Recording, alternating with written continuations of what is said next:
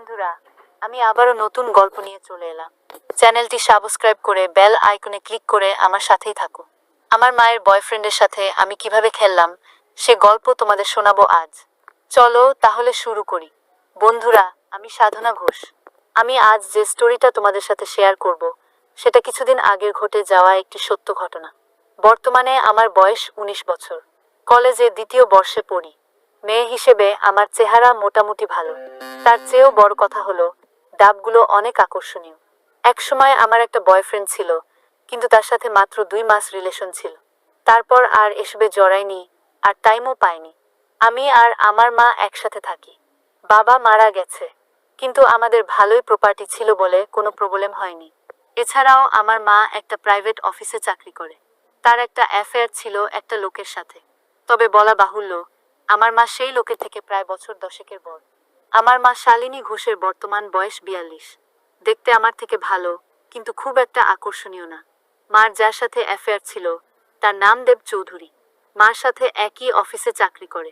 তাদের রিলেশনটা অ্যাফেয়ার বললেও তারা দুজন শুধু তাদের চাহিদা মেটানোর জন্য একে অপরের সঙ্গ দিত।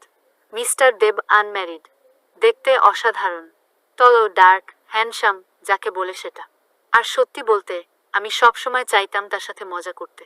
সে আমাকে নিয়ে মজা করছে এটা চিন্তা করে অনেকবার আমি নিজেই সবার অজান্তেই একা একা মজা করেছি। তবে ভালো লাগার বিষয় হলো, আমি লক্ষ্য করেছি ওই লোকটাও টাপগুলোর দিকে তাকিয়ে থাকতো। একদিন সোফায় আমার পাশে বসার ছলে হাত দিয়েছিল, আর এতেই আমার মনের ভিতরে তছনছ হয়ে গিয়েছিল। কিন্তু আমি মাকে বলিনি, কারণ আমি এগুলো এনজয় করতাম। যাই হোক, একদিন যথারীতি মা অফিসে গেল। আমি তখন কলেজ থেকে ফিরে মাত্র স্নান করে আমার বিছানায় শুয়ে বিশ্রাম নিচ্ছিলাম। তখন দুপুর ২টা। এমন সময় আমাদের বাড়ির ডোরবেল বাজলো। বাড়িতে আমি একাই থাকি, তাই আমি গিয়ে দরজা খুলে দিলাম। কিন্তু আমি অবাক হয়ে দেখলাম মিস্টার দেব দাঁড়িয়ে আছে। তখন আমি কি বলব বুঝতে পারলাম না, তাই মুখ ফসকে বলে ফেললাম, মা তো বাড়িতে নেই, মা অফিসে আছেন।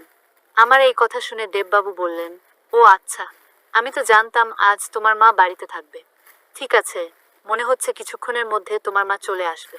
ততক্ষণে আমি ওয়েট করি, এটা বলে সে সোফায় এসে বসল। এর অল্পখানিক পরে উনি আমাকে ডাক দিয়ে বলল, সাধনা, আমাকে একটু জল খাওয়াতে পারবে?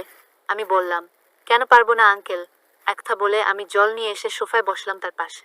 কিন্তু উনি জলের গ্লাসটা রেখে কোনো প্রকার দ্বিধা না করেই আমাকে ধরে ফেলল।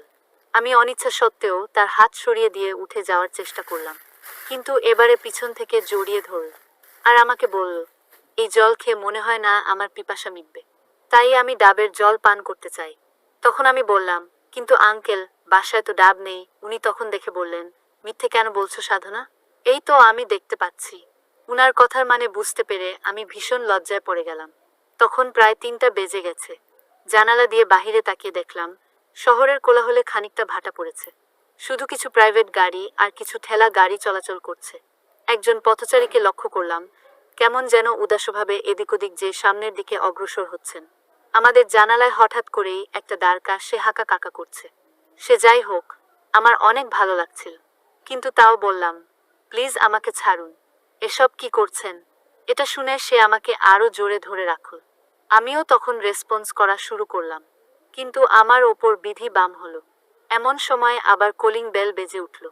সেই মুহূর্তে আমার যে এতটা খারাপ লাগলো তা আমি বলে বোঝাতে পারবো না।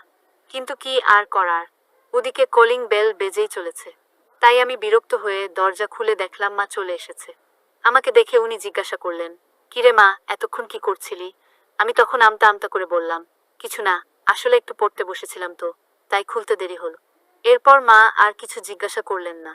মা যখন ভিতরে আসলো তখন আমি এক মুহূর্ত দেরি না করে আমার রুমে চলে গেলাম। তবে মা ড্রজিং রুমে এসে দেব চৌধুরীকে দেখে অনেক খুশি হয়ে উল্লাসিত হয়ে জিজ্ঞাসা করলো, আরে আমার ভ্রমর এসে গেছে দেখছি।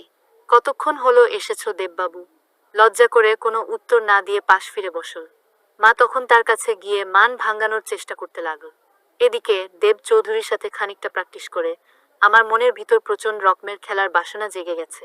তাই আমি ইন্টারনেটে একটা ভিডিও চালু করে হেডফোন দিয়ে দেখতে দেখতে আমার কাজ করতে লাগলাম। তারপর প্রায় মিনিট ৫-এর মধ্যে আমার কাজ হয়ে গেলে খুশি মনে শুয়ে পড়লাম। চারদিকে নিস্তব্ধ। শুধু খানিক পর পর গাড়ির ২-১টা হর্নের আওয়াজ পাওয়া যাচ্ছিল। এমন সময় আমি মায়ের গলার আওয়াজ শুনতে পেলাম। মা বলছে, আরে সাধনা এখন বাসে আছে, ওর সামনে আমি কিছুতেই উঠতে পারবো না। তাছাড়া এমনিতে ও আমাদের একটু সন্দেহ করে।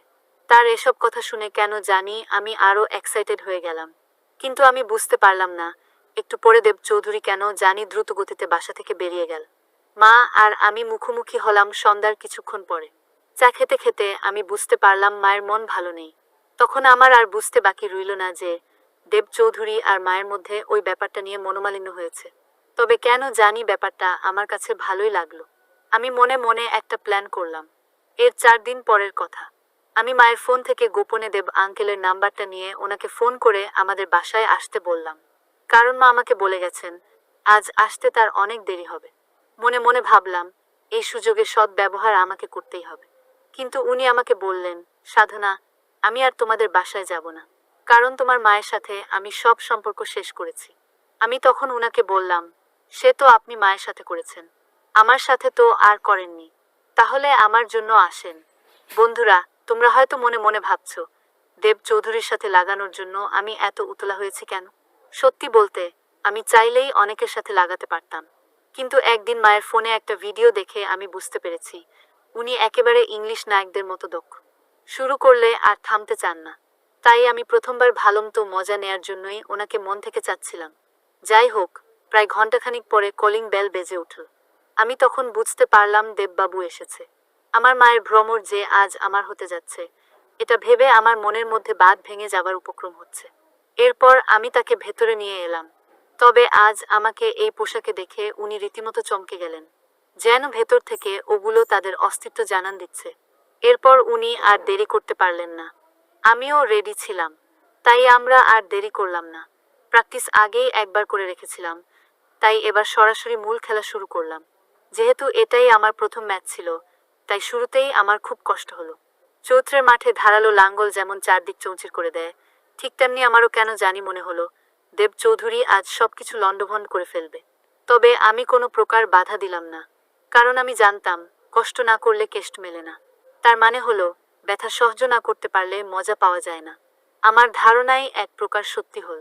প্রায় 15 মিনিট পর আমার ভীষণ ভালো লাগতে শুরু করল, যা কাউকে বলে বোঝানো যাবে না। শুধু মনে হলো এ যেন স্বর্গীয় ভালো লাগা ছাড়া আর কিছুই না। তাই আমি সবকিছু উজাড় করে দিলাম। রাত 9টা পর্যন্ত আমাদের খেলা চলল। এই সময় আমরা 4বার করলাম। মা ফিরল রাত 10টার দিকে। তবে তাকেও কেন জানি খুব ক্লান্ত মনে হলো। ভিতরে এসে উনি আমাকে জিজ্ঞাসা করলেন, কিরে মা, তোর বিছানায় এমন এলোমেলো কেন? ভিডিওটা দেখার জন্য সবাইকে অসংখ্য ধন্যবাদ। Tata, bye bye.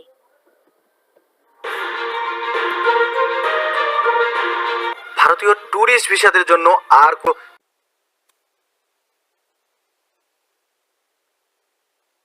বন্ধুরা, আমি আবারও নতুন গল্প নিয়ে চলে এলাম।